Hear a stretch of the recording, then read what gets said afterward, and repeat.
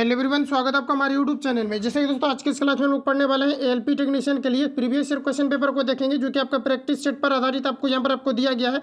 तो यहाँ पर पिछली वीडियो में हमने जो है 50 प्रश्नों को 52 प्रश्नों को कवर किया हुआ था। आज हम लोग जो है यहाँ से शुरू करने वाले हैं, तो पूरी वीडियो को माइंड कंसंट्रेट करके देखना है और साथ ही आपको क्वेश्चन को अटेम्प्ट लेने का भी प्रयास करना है। तो ये शुरू करते हैं और चीज़ों को समझते हैं। ऑल ओवर हमने आपको सब कुछ समझा दिया है और जैसा कि वैकेंसी भी आपका काफ़ी जल्दी आपका आने वाला है। जैसा कि रेलवे मिनिस्ट्री का देख पाएंगे कि बयान भी आपका सामने आया हुआ है नई भर्ती को लेकर के, जैसे कि मैंने आपको कल भी अपडेट आपको दिया था, जिसमें कि डायरेक्टली उन्होंने कहा है कि नई भर्ती की जो है आपके जैसे ये रिक्रूटमेंट आपका प्रोसेस में जो भी आपका ग्रुप डी का है कंप्लीट होने के बाद जस्ट बाद न्यू रिक्रूटमेंट आपको दे दिया जाएगा। तो और कई सारे जगहों पर आपने देखा होगा कि काफ़ी ज़्यादा ये आपका नोटिस आपका सर्कुलेट भी हुआ है और जो भी बयान आपको यहाँ पर दिया गया ये भी काफ़ी ज़्यादा सर्कुलेट हुआ है। तो आपने देखा भी होगा, नहीं देखा है तो अपने जो है आपको प्ले लिस्ट में अवेलेबल मिल जाएगा, तो वहाँ से भी जाकर के आप लोग चाहो तो विजिट कर सकते हैं कि क्या कुछ अप्रूवल में उनके द्वारा कहा गया है। तो अभी से आप लोग जो है अब लग जाइए, चूंकि वैकेंसी काफ़ी जल्दी आपको जो है देखने को मिलने वाला है। तो फर्स्ट क्वेश्चन हमारा कि चर्बी को हजम करने में जो पित्त द्रव सहायता करता है वह स्रावित होता है। कहाँ से स्रावित होता है ये आपको पर पूछा जाता है। ये आपका जो है जिगर से होता है। ऑप्शन यहाँ पर आपका जो है डी यहाँ पर आपका राइट हो जाएगा। अगला क्वेश्चन हमारा नेक्स्ट देखिए, और यहाँ पर आपको याद रखना है कि जो प्रीवियस ईयर के एग्जाम में आपको पूछा गया था कि जो पित्त होता है इसका पीएच क्या होता है। तो इसका पीएच जो होता है ये आपका 7 से अधिक होता है और ये आपके क्षारीय होते हैं। तो ध्यान में रखेंगे, ऑप्शन यहाँ पर आपका जो है डी करेक्ट हो जाएगा। अगला क्वेश्चन देखिए नेक्स्ट यहाँ पर आपको पूछा जा रहा है अम्ल का स्वाद कैसा होता है, ये आपको यहाँ पर पूछा रहता है। ये आपका यहाँ पर खट्टा हो जाएगा। ऑप्शन सी यहाँ पर आपका राइट हो जाएगा। अगला क्वेश्चन देखिए नेक्स्ट यहाँ पर आपको पूछा जा रहा है कि तत्काल ऊर्जा के लिए एक खिलाड़ी को क्या दिया जाना चाहिए, ये आपको यहाँ पर पूछा जा रहा है। तो तत्काल एनर्जी के लिए जो दिया जाता है इसमें यहाँ पर आपको कार्बोहाइड्रेट दिया जाता है। ऑप्शन यहाँ पर आपका जो है एक करेक्ट हो जाएगा। अगर ये पूछा जाता है कि ऊर्जा की प्राप्ति सबसे अधिक किस पदार्थ से होता है तो फिर आपका यहाँ पर वसा हो जाएगा। लेकिन यहाँ पर आपको पूछा रहा है कि शीघ्रता से ऊर्जा की प्राप्ति हेतु खिलाड़ी को किस प्रकार के जो है पदार्थ का सेवन करना चाहिए, ये आपको पर पूछा रहता है। यहाँ पर आपका हो जाएगा कार्बोहाइड्रेट। ऑप्शन यहाँ पर आपका ए राइट हो जाएगा। अगला क्वेश्चन हमारा नेक्स्ट देखिए पूछा रहा है कि कार्बोहाइड्रेट मानव शरीर में किस रूप में टूटता है, ये आपको पर पूछा रहता है। ये ग्लूकोज में टूटता है। जो कार्बोहाइड्रेट का जो विखंडन होता है ये माइटोकॉन्ड्रिया में होता है और वहाँ से ऊर्जा का डायरेक्ट ट्रांसपोर्टेशन होता है। तो ऑप्शन यहाँ पर आपका ए राइट हो जाएगा। अगला क्वेश्चन देखिए नेक्स्ट पूछा रहा है कि निम्न में से कौन कार्बोहाइड्रेट नहीं देता है, ये आपको पर पूछा रहा है। तो यहाँ पर आपको देखिए दिया गया है मक्खन, ये भी कार्बोहाइड्रेट देता है। मछली दिया गया ये भी कार्बोहाइड्रेट देता है और चीज़ जो यहाँ पर आपको दिया गया है ये भी कार्बोहाइड्रेट देता है। तो यहाँ पर अगर पूछा जा रहा है कि जो है आपको किससे जो है कार्बोहाइड्रेट की प्राप्ति नहीं होती है, ये आपको पर पूछा रहा है। यहाँ पर आपका हो जाएगा पालक, क्योंकि पालक में सबसे अधिक आपका जो आयरन पाया जाता है, यानी कि ऑप्शन यहाँ पर आपका जो है यहाँ पर आपका राइट हो जाएगा। अगला क्वेश्चन हमारा नेक्स्ट देखिए पूछा रहा है कि पित्त स्रावित होता है। तो पित्त जो स्रावित होता है ये लीवर से स्रावित होता है, जिसको हम लोग जिगर भी बोलते हैं। ऑप्शन यहाँ पर आपका जो है डी करेक्ट हो जाएगा। अगला क्वेश्चन देखिए नेक्स्ट यहाँ पर आपको पूछा रहा है, और अगर ये यहाँ पर आपको पूछा जाता है कि विटामिन ए का जो है श्रावण कहाँ से होता है या कहाँ से स्रावित होता है, तो ये भी आपका जो है सॉरी आपके जो है छोटी आंत यानी कि आपका जो है लीवर से सॉरी आपका जो लीवर से स्रावित होता है। ऑप्शन यहाँ पर आपका जो है डी करेक्ट हो जाएगा।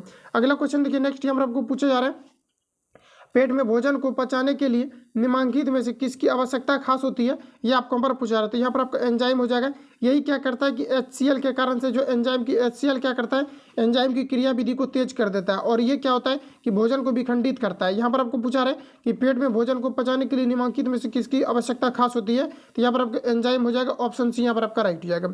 अगला क्वेश्चन देखिए नेक्स्ट पूछा रहा है कि निम्नलिखित में से किस अम्ल की उपस्थिति हमारे पेट में होती है, ये आपको पर पूछा रहा था। यहाँ पर आपका हाइड्रोक्लोरिक एसिड हो जाएगा। ऑप्शन यहाँ पर आपका जो है बी राइट हो जाएगा। अगला क्वेश्चन हमारा कि भोजन का पाचन निम्न अंग से प्रारंभ होता है, तो ये मुख से प्रारंभ होता है। ऑप्शन यहाँ पर आपका ए राइट हो जाएगा। नेक्स्ट क्वेश्चन आगे देख लेते हैं। अगला क्वेश्चन हमारा नेक्स्ट यहाँ पर आपको देखिए पूछा रहा है कि मनुष्य को रोटी चबाने पर मीठी क्यों लगती है, ये आपको पर पूछा रहा है। तो देखिए मीठी में जो है शक्कर की मात्रा होती है और वही क्या होता है कि आपका कार्बोहाइड्रेट में परिवर्तित हो जाता है, या फिर उसमें आप बोल सकते हैं कि कार्बोहाइड्रेट भी आपका यहाँ पर होता है, वही आपका शक्कर का मतलब बोल सकते हैं कि आपका साइनो होता है। यहाँ पर आपको दिया गया कार्बोहाइड्रेट शक्कर में परिवर्तित हो जाता है, तो बिल्कुल यहाँ पर आपको करेक्ट दिया गया है। ऑप्शन यहाँ पर आपका ए राइट हो जाएगा। अगला क्वेश्चन हमारा नेक्स्ट देखिए पूछा रहे कि मानव शरीर में यहाँ पर आपको दिया गया है कि मानव शरीर में आहार मुख्यतः डैश में पचता है। तो आहार जो पचता है ये छोटी आंत में पचता है, क्योंकि इसका अवशोषण जो होता है छोटी आंत में होता है। जबकि अगर पानी के बारे में पूछा जाता है कि पानी का अवशोषण कहाँ पर होता है, तो ये बड़ी आंत में होता है। तो ऑप्शन यहाँ पर आपका जो है बी यहाँ पर आपका राइट हो जाएगा। और भोजन का जो जनरली अवशोषण होता है ये भी कहाँ पर होता है, ये आपको छोटी आंत में होता है। लेकिन अगर देखा जाए तो आमाशय में भी आपका भोजन का जो पचना शुरू हो जाता है, मुख से ही हो जाता है। लेकिन यहाँ पर आपको पूछा रहा है कि भोजन मुख्यतः कहाँ पर पचता है, मेनली जो पचता है ये आपके छोटी आंत में पचता है। ऑप्शन यहाँ पर आपका जो है बी यहाँ पर आपका राइट हो जाएगा।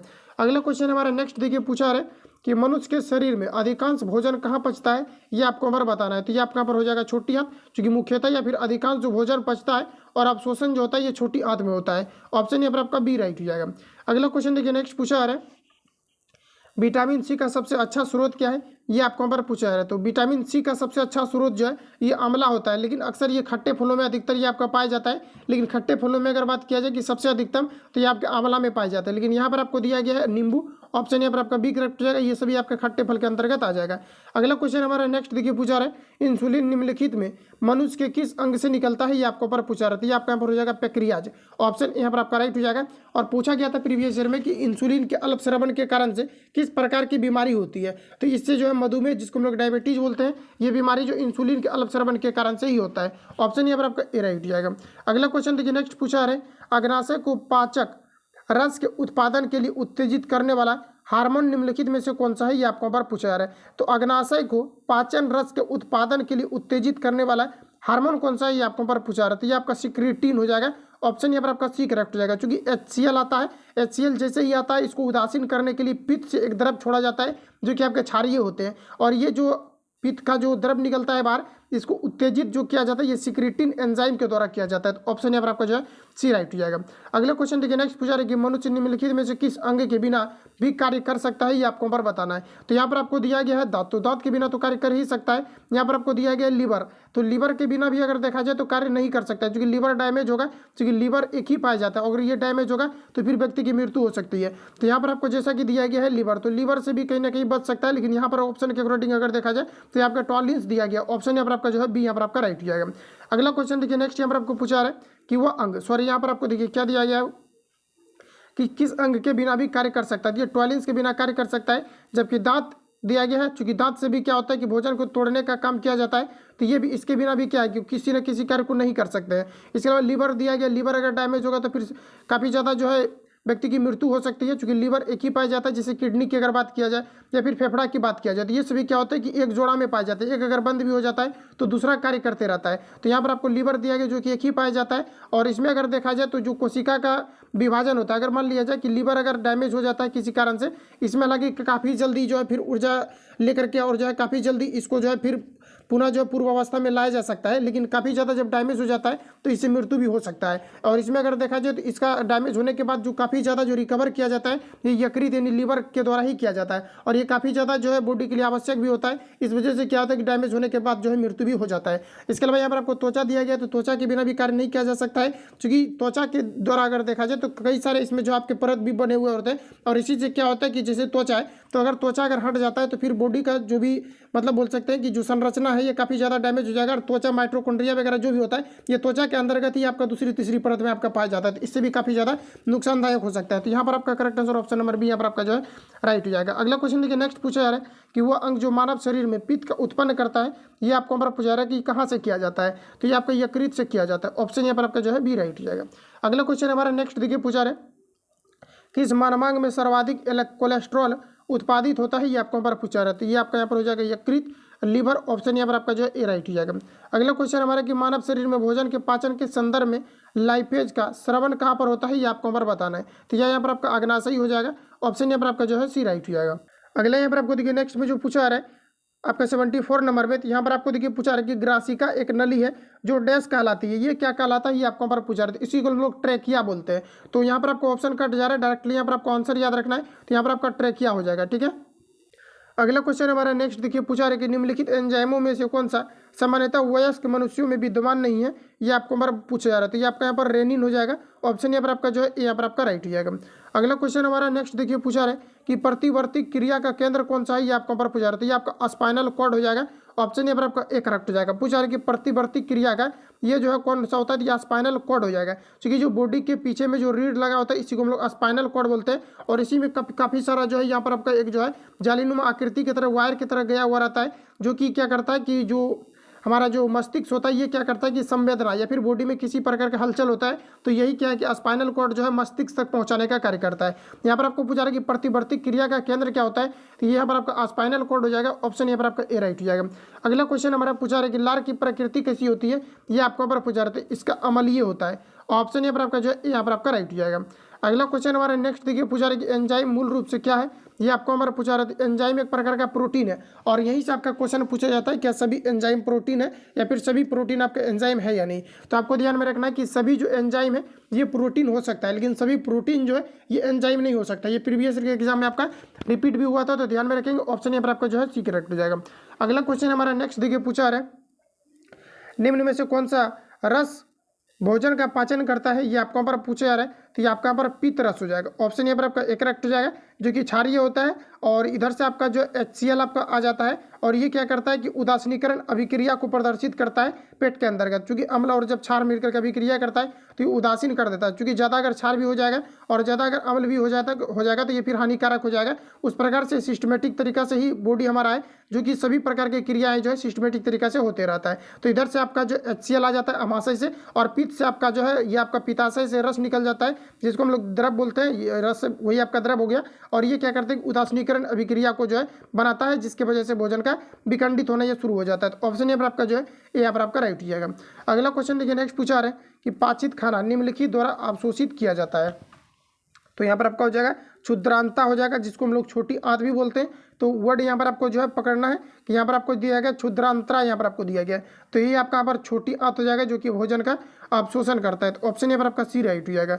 अगला क्वेश्चन हमारा है कि अधिकतर भोजन तत्व यानी कि भोजक तत्व रक्त में अवशोषित किए जाते हैं। तो भोजक तत्व जो अधिकतर कहाँ पर अवशोषित किया जाता है, तो छोटी आंत में किया जाता है। ऑप्शन यहाँ पर आपका सी राइट हो जाएगा।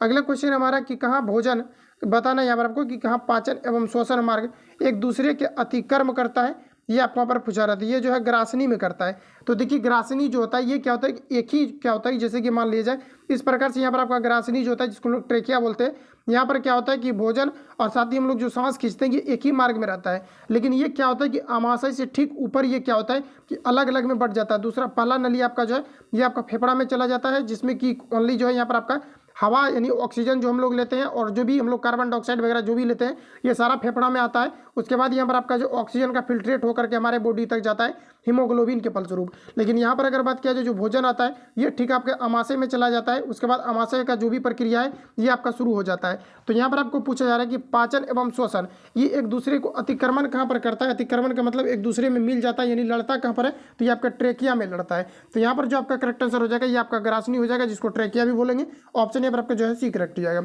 अगला क्वेश्चन हमारा नेक्स्ट देखिए यहाँ पर आपको पूछा जा रहा है पाचन के रसों में निम्नलिखित में से कौन सा अम्ल पाया जाता है, ये आपको पर पूछा रहा है। तो यहाँ पर आपका हाइड्रोक्लोरिक एसिड हो जाएगा। ऑप्शन यहाँ पर आपका डी राइट हो जाएगा। अगला क्वेश्चन देखिए पूछा रहा है कि जैविक तंत्र द्वारा उत्पादित और जैविक तंत्र की अभिक्रियाओं को प्रेरित करने की अति साधारण क्षमता क्या कहलाती है, ये आपको यहाँ पर बताना है। तो देखिए फिर से यहाँ पर आपको पूछा क्या जा रहा है कि जैविक तंत्र द्वारा उत्पादित और जैविक तंत्र की अभिक्रियाओं को प्रेरित करने की अति साधारण क्षमता क्या कहलाती है, ये आपको यहाँ पर पूछा रहती है। ये आपका एंजाइम हो जाएगा। ऑप्शन यहाँ पर आपका एक करेक्ट है, क्योंकि यही भोजन को पचने के लिए एंजाइम को प्रेरित करता है। कौन करता है, तो HCl करता है। तो यहाँ पर जो इसका मुख्य भूमिका हो जाएगा एंजाइम का हो जाएगा। क्योंकि यहाँ पर आपको जो पूछा रहा है कि जैविक तंत्र और उत्पादित जैविक, यानी जैविक करने का मतलब है कि जो विघटित होने वाला पदार्थ है इसको जो मतलब बोल सकते हैं कि तोड़ने या अभिक्रियाओं को प्रेरित करने का जो कार्य करता है ये एंजाइम के द्वारा किया जाता है। ऑलरेडी हमने आपको बताया हुआ भी है कि जो भोज्य पदार्थ होता है ये आपका क्या है, जैविक है। और ये जैविक होता है तभी ये क्या होता है कि टूटता है, छोटे छोटे अणुओं में विखंडित होता है। और जो तोड़ने का काम करता है ये आपके एंजाइम के द्वारा किया जाता है। तो ऑप्शन यहाँ पर आपका जो यहाँ पर आपका करेक्ट हो जाएगा। अगला क्वेश्चन हमारा नेक्स्ट यहाँ पर आपको देखिए पूछा रहा है कि इनमें से कौन सा रक्त समूह यूनिवर्सल सार्वभौमिक दाता माना जाता है, ये आपको यहाँ पर पूछा रहा है। ये आपका हो जाएगा बी, ठीक है। और यहाँ पर आपको याद रखना है कि जो ब्लड ग्रुप का खोज किया गया था ये लैंड कार्ड स्टेनर के द्वारा किया गया था, ध्यान में रखेंगे। और पूछा भी जाता है कि ब्लड ग्रुप जो व्यक्ति में अलग अलग पाया जाता है ये किस कारण से पाया जाता है, तो ये RBC के कारण से पाया जाता है, यानी कि रेड ब्लड सेल्स के कारण से पाया जाता है। तो ध्यान में रखेंगे।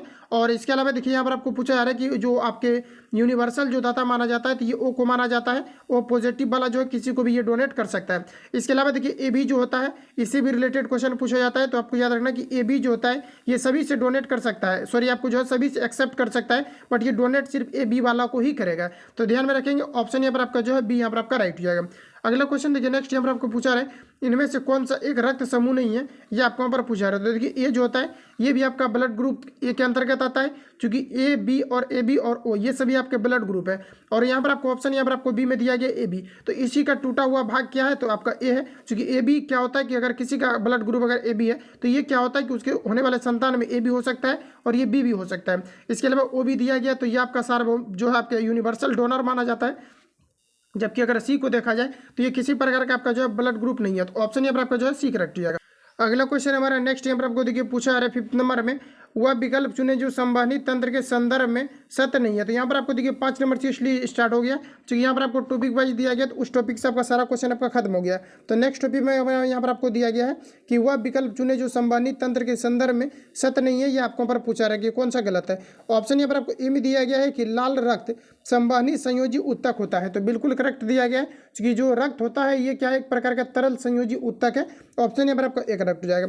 ऑप्शन बी में दिया गया है कि मानव आरबीसी का जीवन काल 115 से 120 दिन का होता है, ये भी यहाँ पर आपको करेक्ट दिया गया है। अब यहाँ पर आपको पूछा जाता है कि जो ब्लड होता है आरबीसी का जीवन काल कितना होता है, तो ये 115 से 120 दिन का होता है। अगर ये पूछा जाता है कि इसका निर्माण कहाँ पर होता है, तो अस्थि मज्जा में होता है। और ये पूछा जाता है कि जो इसका नष्ट कहाँ पर फिर होता है 115 से 120 दिन के अंतर्गत, तो प्लीहा में होता है, जिसको हम लोग बोलते हैं पलिया, या फिर इसको हम लोग जो है तिल्ली भी बोलते हैं। तो यहाँ पर आपको ये ध्यान में रखना है। और पूछा जाता है कि ब्लड का जो है कब्र किसे कहा जाता है, तो ये पलिया या फिर तिल्ली को कहा जाता है। ऑप्शन यहाँ पर आपको सी में दिया गया, एक वयस्क मनुष्य के शरीर में लगभग 6 से 8 लीटर रक्त पाया जाता है, तो ये भी आपका यहाँ पर करेक्ट हो जाएगा। लेकिन कहीं कहीं पर आपको दिया रहता है 5 से 6 लीटर, तो 5 से 6 लीटर भी दिया जा सकता है रेंज में, और दिया भी जा सकता है आपको 6 से 8 लीटर, तो ये सभी यहाँ पर आपको करेक्ट दिया गया। ऑप्शन अगर डी की बात करें तो यहाँ पर आपको दिया गया कि यह जो है शरीर के लगभग जो है 1.7 से 1.8% दिया गया है, यही यहाँ पर आपको गलत दिया गया। ठीक है, तो ऑप्शन यहाँ पर आपका जो है डी करेक्ट हो जाएगा।